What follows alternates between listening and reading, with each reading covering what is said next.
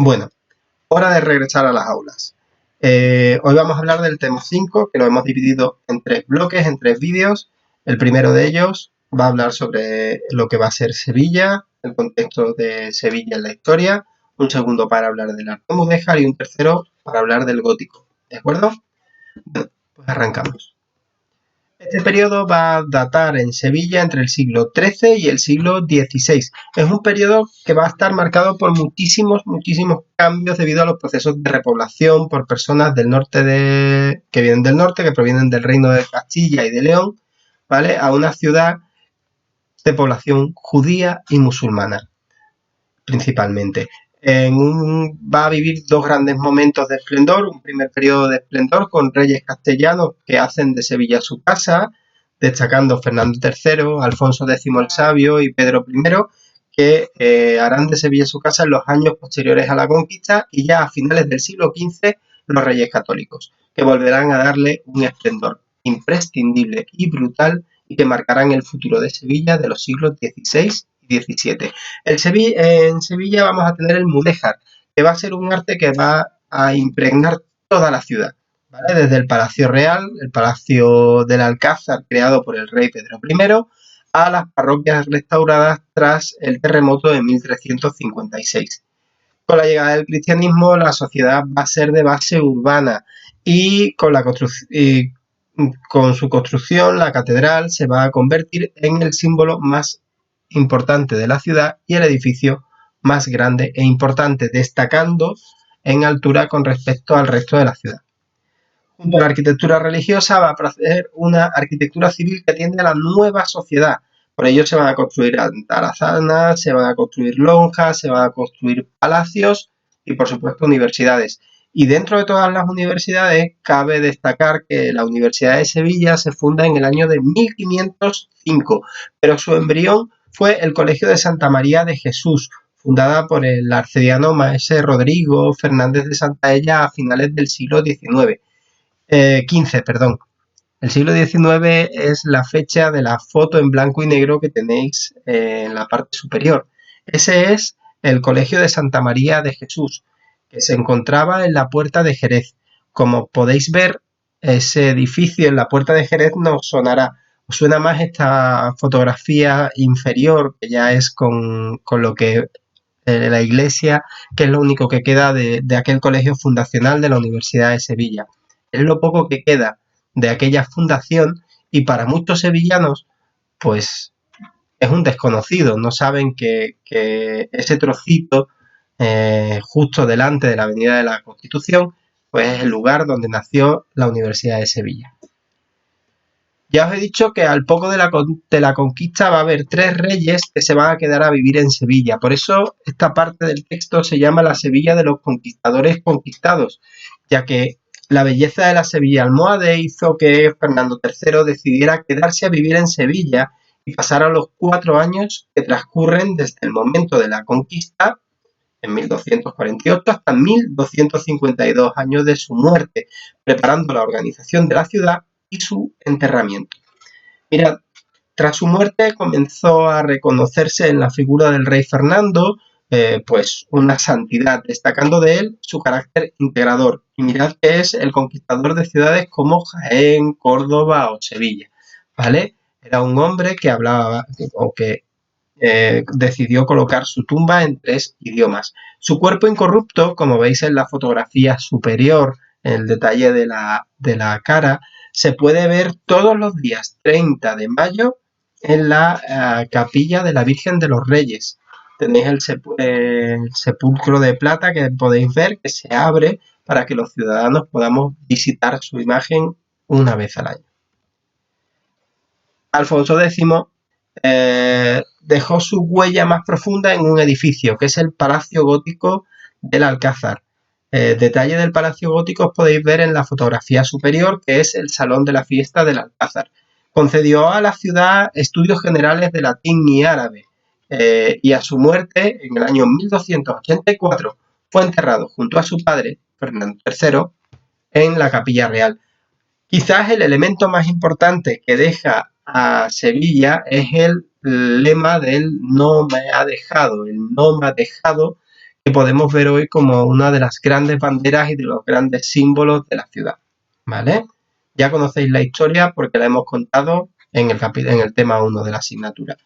Conocido como el sabio por su amor por la ciencia, esencialmente por la astronomía y por su recopilación de las cantigas a Santa María, que eran canciones que se habían transmitido de boca a oreja, o un catálogo de juegos, o las reglas del ajedrez, o la Escuela de Traductores de Toledo, un lugar para el conocimiento donde judíos y musulmanes, o gente que era capaz de hablar hebreo y árabe, tradujeron textos al castellano.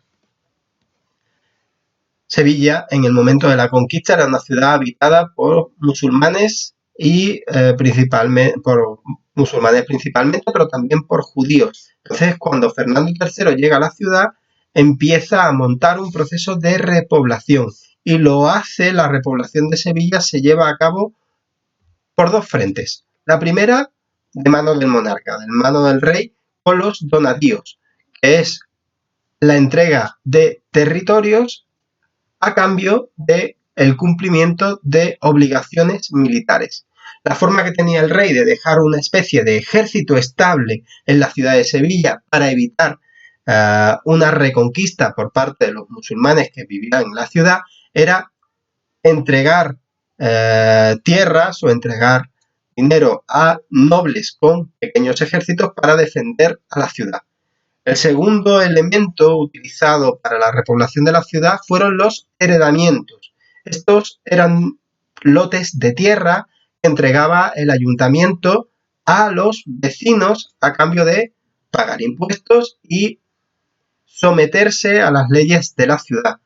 La gente que se establecía en esta tierra tenía la obligación de quedarse en Sevilla entre 2 y 12 años, ¿vale? Dependiendo, sobre todo, pues, del linaje o del nivel social que tenían estas familias. ¿Qué es lo que se pretendía? Pues muy fácil. El ayuntamiento le regalaba una casa a un señor, un terreno a un señor. Ese señor venía con su familia. Sus hijos se iban a quedar en la ciudad, puesto que hablarían relación con los hijos de otros castellanos que habían recibido también esos lotes de tierra para quedarse en la ciudad. Y de unos lotes de tierra originales, lo que acababa haciendo era la creación de una población castellana limpia de sangre musulmana, ¿de acuerdo? La repoblación, como podéis imaginar, fue un proceso muy lento, ya que había muchos judíos, especialmente viviendo en el barrio de Santa Cruz, donde se encontraba la judería de la ciudad, y, por supuesto, mucha gente de origen musulmán. La vida de Pedro I está entre la leyenda y el amor a la arquitectura musulmana. Reinó entre 1350 y 1369 y es un personaje súper curioso. Ha influido muchísimo en la ciudad porque se le considera, es un rey que ha dejado muchas leyendas muy interesantes en la ciudad. Se le considera autoritario, espadachín, pendenciero, es decir, le gustaba la pelea, era un poco dictador si queréis, era un rey absoluto. Mujeriego, pero sobre todo se destaca que era una persona muy inteligente. Destaca su gusto por la estética musulmana, ya que asienta el mudéjar en la ciudad. Él es el culpable de lo que sería el grupo de iglesias que se van a rehabilitar en este estilo, y por supuesto es el creador del Palacio Mudéjar, del Alcázar Mudéjar de Sevilla. Es asesinado en 1369 y es enterrado en la Capilla Real junto a la que primero fue su amante y después su esposa, María de Padilla. Es un personaje del que yo os destacaría y os pediría que buscaseis en internet la leyenda de la calle Cabeza del Rey Don Pedro, para que podáis entender un poco esa imagen enigmática, autoritaria e inteligente del rey. Vamos a dar un salto en el tiempo y ya casi rondando el siglo XV vamos a tener que hablar de los reyes católicos, que van a volver a iluminar, que van a volver a traer primero la corte, y es que pensad que en esta época la corte es itinerante, es decir, la corte se mueve con los reyes, no es hasta Felipe II que la corte se instala en Madrid. Está la corte 2 años mientras ellos viven aquí y fundan unos años después, en 1484, el primer tribunal de la Inquisición, que se va a colocar en el el castillo de San Jorge, situado justo en Triana, justo al lado del puente de Barcas I, del puente de Triana actualmente, el puente de Isabel II, debajo de lo que es el mercado de Triana, ¿vale? Dentro del tiempo que pasaron los reyes católicos aquí, hay que destacar dos momentos. Primero, el nacimiento del infante Don Juan, muy destacado porque una de las estancias del Alcázar, el cuarto de la reina, se transforma desde ese momento en el cuarto del infante, ¿vale? Porque en el momento que nace el infante Don Juan, ya no es el dormitorio de todos los días de la reina. El segundo elemento importante es la reunión tras el primer tornaviaje de Cristóbal Colón, que trajo un grupo de indígenas de las tierras conquistadas. También, y lo veremos en el próximo tema, los reyes católicos le van a dar a la ciudad el monopolio del comercio con América.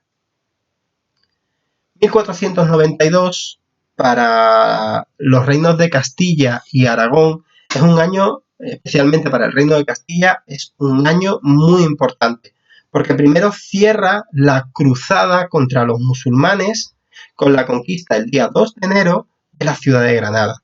Pero el segundo gran hito se produce el 12 de octubre, cuando Cristóbal Colón llega a la isla de la Española y conquista en nombre de Dios y de la corona de Castilla. Ojo, es la reina Isabel de Castilla la que paga la expedición y es la corona de Castilla la que se queda con todos los territorios conquistados en América. Esto va a crear en España unas batallas de poder muy interesantes a la muerte de la reina Isabel entre Fernando el Católico, su hija Juana, a la que ha pasado a la historia como Juana la Loca, y su esposo Felipe el Hermoso, Felipe de Augsburgo. Bueno, la población de Sevilla, conforme evoluciona y en tiempo de los Reyes Católicos, pues ya llega a las 40.000 personas, los 40.000 habitantes. Los mudéjares, que ya os he contado algunas cosas, son pocos en número, pero como veréis, tienen una influencia muy fuerte en la ciudad. Destaca también la comunidad judía, ¿vale? Que era la segunda en importancia en el reino tras la de Toledo. Vivían en el barrio de Santa Cruz, ¿vale? Ese era su barrio, esa era la judería desde tiempos incluso de los musulmanes. Aunque hay que decir que en tiempos del cristianismo sufren varios ataques y tras varios saqueos lo que acaba consiguiendo, se produce una primera diáspora, una primera salida de los muros de la judería sevillana hacia otras partes de la ciudad, ya que sufren tremendos saqueos y son muy repetidos. Posteriormente, la judería y todo judío desaparecen de la memoria, no de la memoria, pero desaparecen de la ciudad con el edicto de expulsión firmado por los Reyes Católicos en el año de 1483. Sevilla vive un modelo muy interesante, es un modelo parroquial. Las parroquias son los primeros censos poblacionales, es decir, la primera forma que vamos a tener los investigadores de saber quién, cuándo y dónde vivían dentro de la ciudad, ¿vale? ¿Por qué es importante? Mirad, es muy importante porque cuando una persona nacía, a los pocos días, 24 o 48 horas después de nacer, era bautizada y se colocaba el nombre del niño, nombre del padre y nombre de la madre. Cuando esa persona pasaban los años y se casaba, en la parroquia se volvía a escribir el día de su boda, con quién se casaba, y tenemos la adscripción territorial, es decir, sabemos en qué barrio de la ciudad de Sevilla vive. Cuando esa persona muere o cuando esa persona tiene hijos, se apunta el bautizo del niño o la niña y se apunta que su padre y su madre son estas personas que ya conocemos. Y posteriormente, cuando esa persona muere, tenemos la misa de difunto. día en la que se da misa de difunto, lo cual quiere decir que un día antes o dos esta persona había muerto. A partir de 1356 se produce un fortísimo terremoto que asola la ciudad y hace que muchas mezquitas que se habían mantenido desde tiempos de Fernando III tengan que ser arregladas, y se aprovechó, y Pedro I aprovechó para explotar el arte mudéjar. Hablándose de la existencia de una serie de templos que son los conocidos como los del grupo de 1356, con parroquias, con iglesias como Omnium Sanctorum, San Esteban, San Andrés, San Roque, San Pedro o San Marcos. ¿De acuerdo? Bueno, la ciudad conserva la muralla almohade, que se usa como defensa y como dique contra inundaciones. El río Guadalquivir, la verdad es que era muy fácil que se inundase y que se desbordase. Cuando se producía un desborde del Guadalquivir, pues la ciudad estaba protegida gracias a la muralla. El problema es que cuando las lluvias caían y estaba el río inundado, la ciudad tenía un problema. Y es que de murallas hacia dentro, las calles no tenían pavimento. Al ser una ciudad de urbanismo musulmán, no como el romano que vimos, no es la Hispali romana, sino que no carece de alcantarillado, y era muy sucia, ¿vale? Los ciudadanos sevillanos eran muy guarros, ¿vale? Tiraban las basuras extramuros, creándose montañas de suciedad, ¿vale? Pero también tiraban la basura dentro o justo delante de sus casas, ¿de acuerdo? Pero las grandes cantidades de basura fuera de la ciudad, las aguas sucias dentro. Pensad que al ser una calle sin pavimento, se formaba mucho barro y era un caldo de cultivo perfecto para virus. Las plazas más importantes eran las de San Francisco y Santa Marta, que cumplían con una premisa que quiero que no olvidéis del urbanismo musulmán. Mirad, todas las calles en el urbanismo musulmán más pequeñas llevan a una más grande, y esa más grande a otra más importante. En tiempo cristiano el comercio se desarrolló en las alcaicerías musulmanas, pequeñas tiendas, ¿vale? O centros de comercio. De acuerdo, hasta 1395 muchos de estos edificios estaban adosados a la pared de la catedral, de esa antigua mezquita mayor almohade. Y también de eso se puede ver, porque restos han quedado. En la Plaza del Pan de Sevilla podéis ver cómo todavía tenemos tiendas adosadas a la ciudad, perdón, a las paredes de la Iglesia del Salvador. De los edificios civiles vamos a destacar el Matadero, situado junto a la Puerta de la Carne, ya sabéis por qué la Puerta de la Carne de Sevilla se llama así, y a las atarazanas, ordenadas construir por Alfonso X. Las atarazanas son los sitios donde se construían los barcos. Triana ya existía como arrabal desde tiempo de los musulmanes. Con los cristianos va a tener parroquia propia, que va a ser la iglesia de Santa Ana, y va a ser de eminente población marinera, de navegantes, ¿de acuerdo? Con el siglo XV van a llegar muchísimas órdenes religiosas, llegando a situarse una treintena en la ciudad. Y es que cuando los reyes católicos dan el monopolio de comercio entre Sevilla y América, las órdenes religiosas que quieren ir a predicar el cristianismo en América tienen que parar en Sevilla. Continuamos el próximo vídeo con la arquitectura mudéjar. Nos vemos.